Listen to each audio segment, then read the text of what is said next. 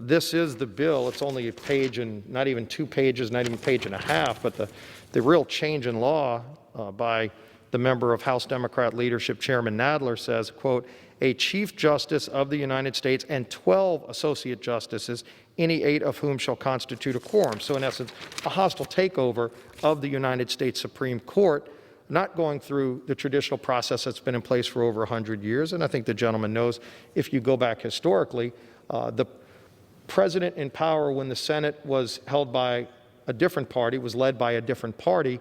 I can't recall a case in generations where if in the election year there was a vacancy in the Supreme Court, it was filled, and everybody in the country knew that that was an issue in the election of 2016. In fact, it was probably one of the deciding issues that helped elect President Trump, was that there was that vacancy and the public wanted to be engaged in the direction of the country as well as the direction of the court.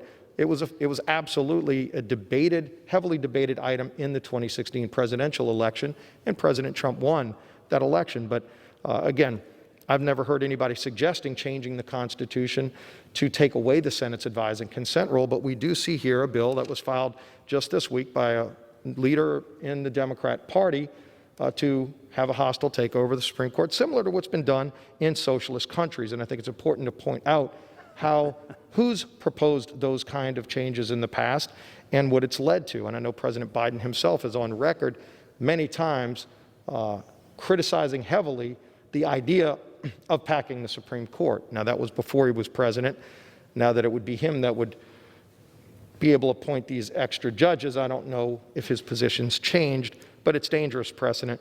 It's the kind of precedent that exists in Soviet-style nations. I sure hope it's not here, but Mr. Nadler did just say yesterday, when asked about Speaker Pelosi's position, he said, quote, Speaker Pelosi and others will come along. So I was just wondering if that was something that the gentleman was planning on bringing to the floor.